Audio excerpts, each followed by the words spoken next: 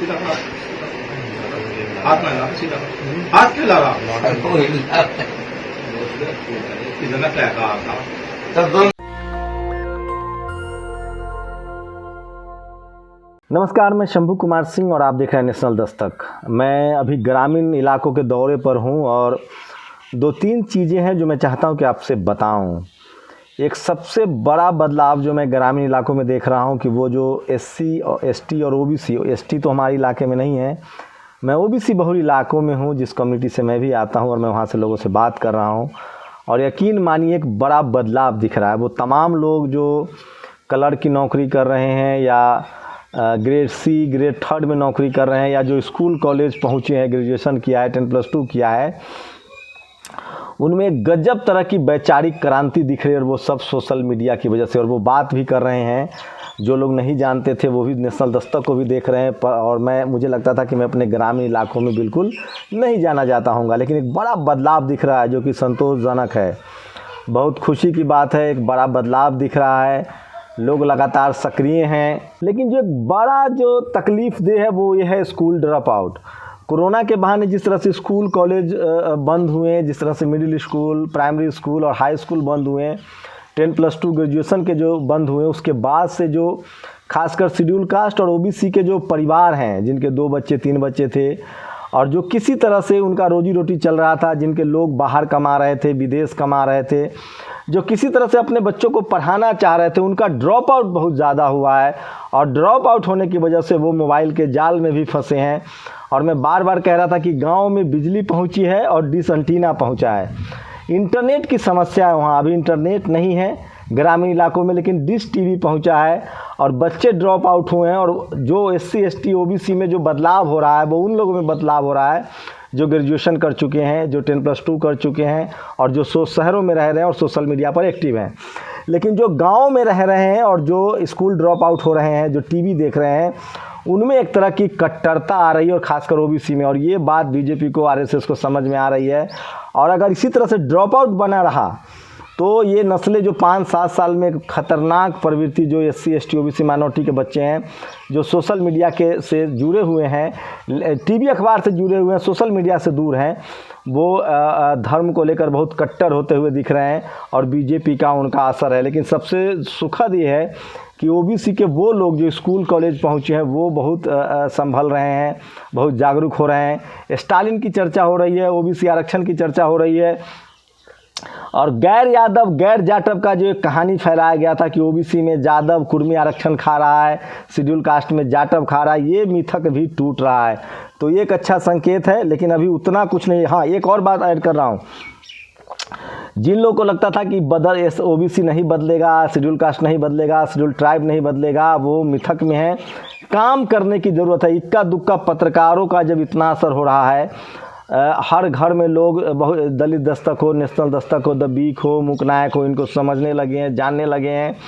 नीरज पटेल को लोग जानने लगे और उन पर भरोसा करने लगे हैं। तो सोशल मीडिया तो है ही, जब तक एससी एसटी ओबीसी माइनॉरिटी के लोग खुलकर सामने नहीं आएंगे, बात नहीं करेंगे हक अधिकार की, आप यकीन मानिए आपके लोग, थोड़ा सा समय लगेगा लेकिन बदलाव ज़रूर होगा। तो हमें लगता है कि हम लोग काम नहीं करते हैं और बदलाव की उम्मीद ज़्यादा करते हैं। ये गलत धारणा बनी हुई है। काम करने की ज़रूरत है। मैं ये कह रहा हूँ, दिमाग से, जेहन से डर निकालिए और अपने हक अधिकार के लिए संवैधानिक तरीके से सचेत होइए। समाज बहुत एकजुट हो रहा है। हर गांव में, हर पंचायत में अगर 100 लोग भी बहुजन आंदोलन को समझने लगे हैं तो ये एक बड़ी बात है और वो इसका असर होगा। तो चलिए आज की शुरुआत करते हैं कुछ बड़ी खबरों से। ओपी राजभर को लेकर लगातार भ्रम फैलाया जा रहा है कि वो बीजेपी में जा रहे हैं, जबकि ऐसा कुछ नहीं है। नेशनल जनमत से ओपी राजभर ने साफ साफ कहा है, नीरज ने हमें ट्वीट किया है कि मेरी अमित शाह से मुलाकात नहीं हुई है, यादव अखिलेश के साथ हूँ, सपा से मिलकर 2024 का चुनाव लड़ेंगे। 28 मार्च को मैं और अखिलेश जी एक मंच पर रहेंगे। जो फोटो वायरल हो रहा है वो पुराना है। वही टेलीविज़न अखबार देखिए कितना विश्वसनीय है। अभी टीआरपी आई है, सारे चैनल कह रहे हैं कि हम नंबर 1 है। अब किसको आप नंबर 1 कहेंगे? तो उनमें आपस में बहुत कंपटीशन है। बस वो एक चीज़ पर एकजुट है और वो है एससी एसटी ओबीसी माइनॉरिटी के अधिकार नहीं मिलने चाहिए। 4 चैनल अपने आप को नंबर 1 की न्यूज़ दे रहे हैं। अब आप स्वतः सोचिए, एक नंबर पर एक ही होगा। विश्व में हमारे देश की मीडिया 142वें नंबर पर है। हमारी खुशी का लेवल 135-36 है और मीडिया के मामले में हम 142वें पर हैं। तो कितना बड़ा झूठ है, फ्रॉड है। आप सोचिए कि जो लोग आपस में इतना झूठ बोल रहे हैं वो और क्या कर सकते हैं। एक दर्दनाक खबर है, दिलीप यादव जेएनयू से पीएचडी करने वाले और सपा से जुड़े हुए हैं, SC ST OBC माइनॉरिटी के लगातार पैरोकार हैं। उन पर एक बार फिर से उनके पुलिस मामले केस खोल दिया गया। उन्होंने एक ट्वीट किया है, बीते 7 सालों में बहुत कुछ झेलना पड़ा है, ना कोई गलत किया आज तक, हर बार जो किया समाज में हो रहे गलत के खिलाफ आवाज़ उठाने को किया, सामाजिक न्याय की लड़ाई के लिए किया। पिछले 4 साल से उत्तर प्रदेश में काम कर रहा हूँ, इसके बावजूद संघी लोग दिल्ली पुलिस में केस किए हुए हैं। 2017 में आंदोलन के केस अब खोले जा रहे हैं, जिनमें मेरे द्वारा छात्रों के हकों की आवाज़ उठाई गई है। पहले जमकर यूनिवर्सिटी प्रशासन ने नोटिस दिए, लाखों रुपए की फ़ाइन लगाया, 3 साल तक पीएचडी की डिग्री रोके रखें। अब 3 FIR करके पुलिस केस के द्वारा मानसिक रूप से परेशान किया जा रहा है। लेकिन एक बात है, ना पहले टूटे थे ना आज टूटेंगे, और दोगुनी ताकत से समाज में हो रहे अन्याय के खिलाफ आवाज़ उठाएंगे। सामाजिक न्याय के लिए जीवन समर्पित है। तो दिलीप यादव ने लिखा है। सूरज मंडल ने एक ट्वीट किया, जो BP मंडल साहब के परिवार से हैं। BHU में कुल 670 प्रोफेसर हैं, जिनमें से OBC के होने थे 135, जबकि केवल 0 है। फिर भी भटके OBC को हिंदू कहलाने में गर्व होता है। और ये देखिए, छोटी सी सूचना, पेरियार की रचनाओं का हिंदी और मराठी समेत 21 भारतीय भाषाओं में अनुवाद होगा और डिजिटल रूप में भी उसे जन जन तक पहुंचाया जाएगा। तमिलनाडु सरकार ने आज पेश बजट के लिए पहले साल में 5 करोड़ का बजट रखा है। तो ये बड़ी खबर है ये बहुजनों के लिए। और बीजेपी, सपा और बसपा ने मिलकर कुल 247 ब्राह्मण उम्मीदवार उतारे, इनमें से 51 जीते, यानी हर 5 में से 4 ब्राह्मण उम्मीदवार हार गए। तमाम जातियों में से एक सबसे बुरा परफॉर्मेंस है, सिर्फ 20%। और अब तक के सब राजनीति पर सवर्ण, हिंदुत्व और RSS का बोलबाला है। जाहिर है इनको ज़्यादा टिकट दिए गए हैं। तो सोचिए किस तरह से चुनाव हारने के बाद उनको टिकट। और सरकारी खर्च पर दलितों को बंदूक देने के बिहार सरकार के इस फैसले का उस समय इंदिरा गांधी ने विरोध किया था, लेकिन कर्पूरी ठाकुर के अपने तर्क थे। लंबी हिंसा और प्रतिहिंसा के बाद बिहार में अब दलित संहार लगभग खत्म हो चुके हैं। नोट उस समय तक हरिजन शब्द ही चलन में था। राज्य के 1000 हरिजनों को मुफ्त बंदूक दी जाएगी। तो ये कर्पूरी ठाकुर था। जिस तरह से मूछ रखने पर एक शख्स की पाली में बहुजन समाज के जितेंद्र की हत्या हुई है, उसके बाद ये सवाल उठ रहा है कि क्या SC ST OBC माइनॉरिटी को लाइसेंसी तरीके से हथियार रखना चाहिए। दलितों के नरसंहार रोकने के लिए बिहार के माननीय मुख्यमंत्री कर्पूरी ठाकुर ने दलितों को सरकारी खर्चे पर बंदूक दिए थे। क्या बिहार सरकार का वो फैसला सही था? इस पर पोल करवा रहे हैं दिलीप मंडल।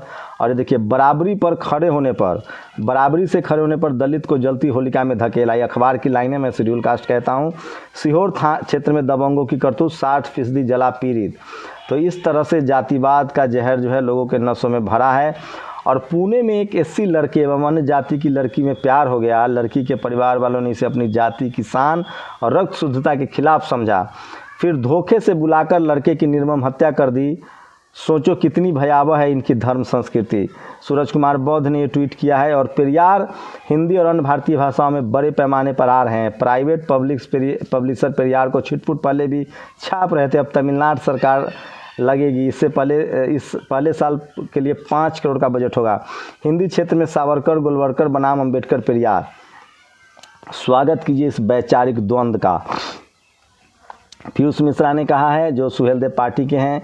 सुहेलदेव भारतीय समाज पार्टी का भारतीय जनता पार्टी के साथ जाने की खबर निराधार है। पार्टी समाजवादी पार्टी के साथ थी, है और रहेगी। मीडिया में खबरें चल रही थी, state moving towards implementation of Manusmriti, Bhagavad Gita to be part of school syllabus for class 6-12 in Gujarat. सोचिए, हिजाब पहनने पर पाबंदी है, लेकिन वहीं एक धर्म विशेष की किताबें पढ़ाई जा रही है। भागवत गीता का पाठ होगा 6 से लेकर 12 में गुजरात में। और ये तस्वीर सोशल मीडिया पर बहुत ज़्यादा वायरल है। नहीं जलने दी होली, दादर में, मुंबई दादर चैत्य भूमि, जहाँ बाबा साहब की समाधि है, वहाँ पर कुछ लोग होली जलाने वाले थे। बहुत लोगों में से एक लड़की ने होली जलाने का विरोध किया और होली को जलाने से रोक दिया। मैं दिल से सैल्यूट करती हूँ इस बहन को। लानत है नकली अम्बेडकरवादियों पर। अनु बौद्ध ने ये ट्वीट किया है, ये कल से बहुत वायरल है। और ये देखिए, नज़रों के सामने लोग पैदल चले, ट्रेन से कटे, सड़कों पे मरे, अस्पताल दवा नहीं मिली, कोई रोया नहीं, लोग फिल्म देख के रो रहे हैं। गजब है।